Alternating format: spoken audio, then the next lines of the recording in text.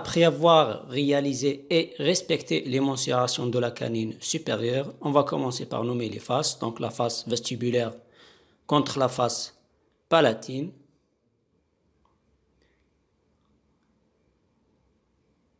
Et la face distale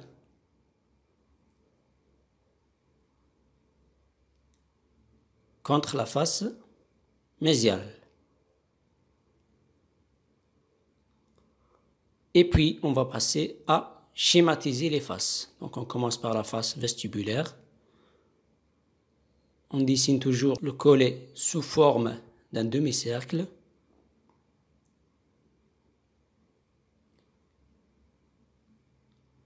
Et puis, on projette les bords proximaux en ligne droite.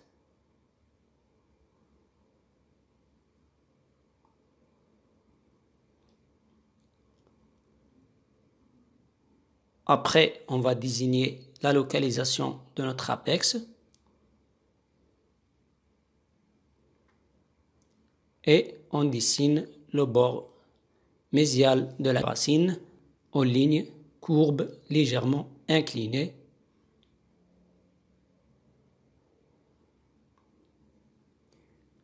Et le bord distal aux lignes presque droites qui se termine par une légère concavité à la fin.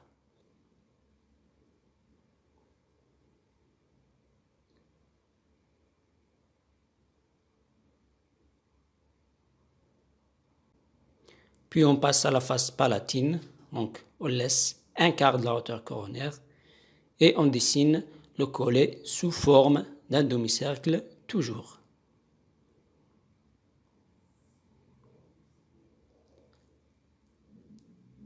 Et puis, on projette les bords proximaux de la couronne vers la racine.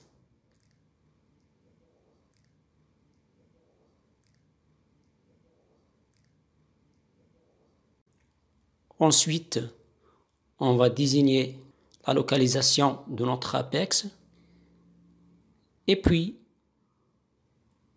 on dessine le bord mésial de la racine en ligne courbe légèrement inclinée.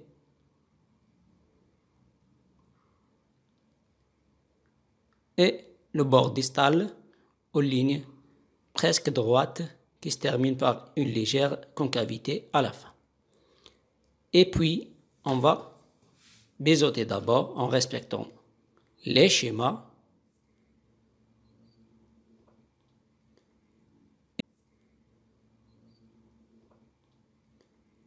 Et ensuite, on découpe.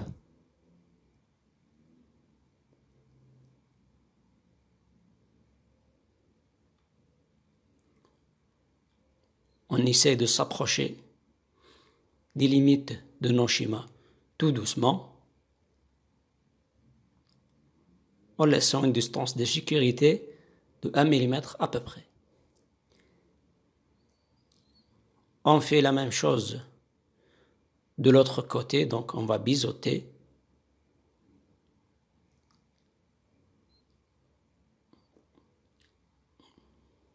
Et puis, on va couper tout doucement.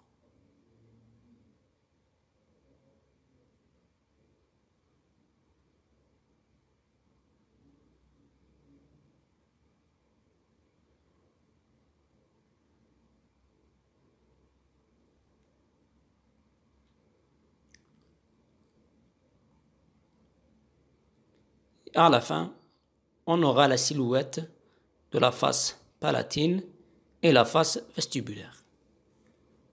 Ensuite, on va reprendre la hauteur coronaire sur les faces proximales et on va commencer à schématiser les faces proximales. Donc la face mésiale d'abord, on laisse un quart de la hauteur et un sixième de la largeur et on dessine un petit trait au niveau du collet. Et on laisse un sixième de la largeur au niveau du bord libre. On dessine une ligne droite qui descend à peu près à la mi-hauteur coronaire. On continue le tracé sur la racine avec une ligne courbe légèrement inclinée vers l'apex, en faisant marquer la bosse canine. Et puis, on va passer du côté palatin. Donc, on va localiser notre cingulum en laissant un quart de part et d'autre. On dessine le cingulum en un petit arc et on termine vers le bord libre par une petite concavité. On dessine la racine avec une ligne droite qui s'arrête à la mi-hauteur radiculaire, puis une petite concavité à la fin. Pareil sur la face distale, donc on va laisser un quart et un sixième, on va dessiner un petit trait et on laisse un sixième au niveau du bord libre et on descend vers la mi-hauteur coronaire. On continue sur la racine avec une ligne courbe légèrement inclinée vers l'apex. On désigne la localisation de notre cingulum. On dessine le cingulum et la concavité palatine.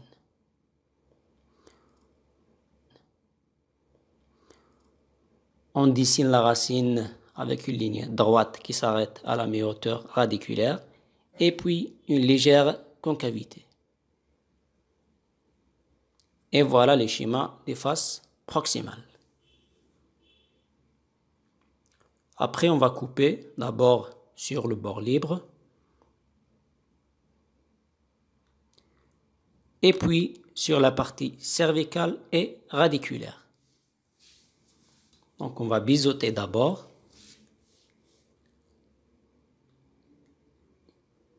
Et puis, on va découper tout doucement.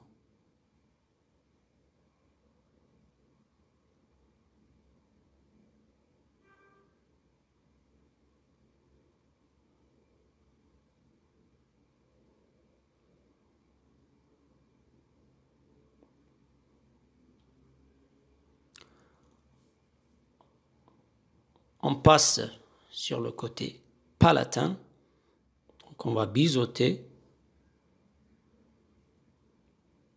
Et on travaille la concavité de la face palatine.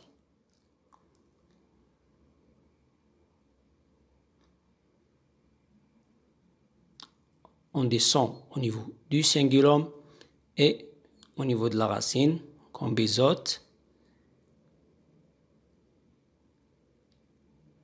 On limite bien notre cingulum, puis on découpe tout doucement au niveau de la racine.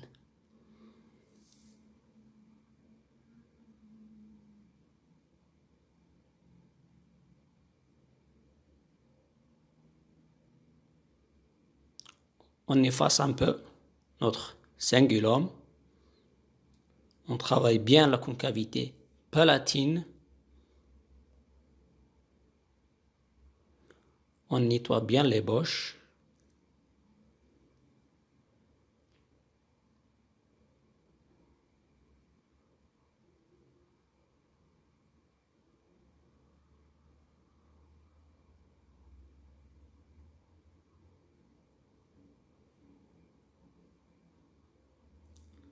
Et puis, on coupe la petite concavité du côté palatin.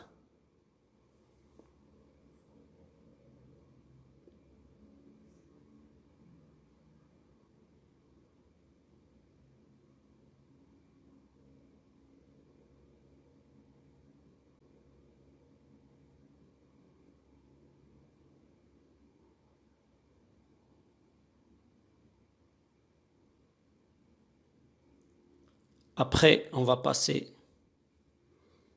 à réaliser l'aspect triangulaire de la vue occlusale sur la racine et sur la couronne. Donc, on va dessiner d'abord.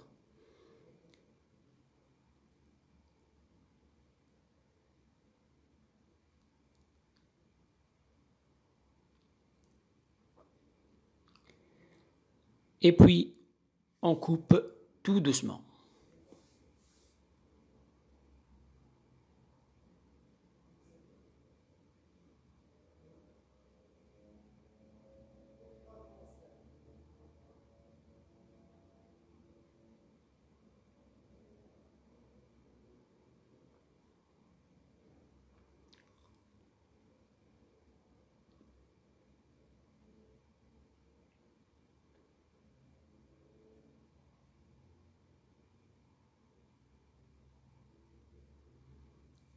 Jusqu'à ce moment, on n'a rien fait de spécial par rapport à une ébauche d'une incisive.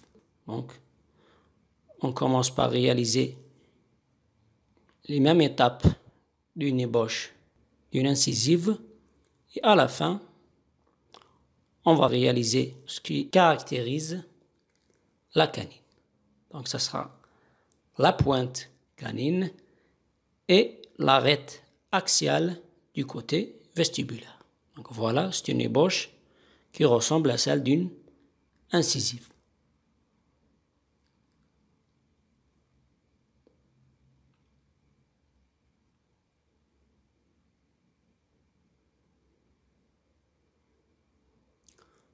Donc on va dessiner une petite ligne qui correspond à l'arête axiale.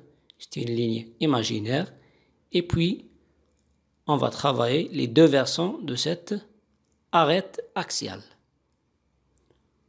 On travaille du côté mésial et du côté distal.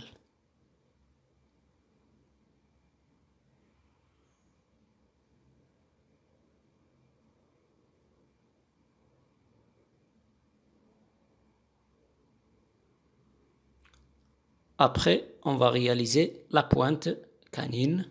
Donc, on va laisser un quart de la hauteur coronaire du côté mésial et un tiers de la hauteur coronaire du côté distal.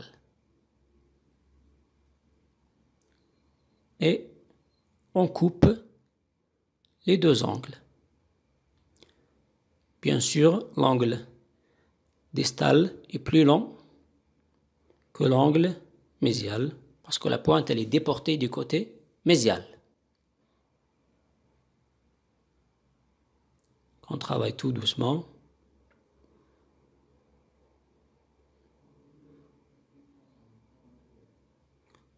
On nettoie bien notre ébauche.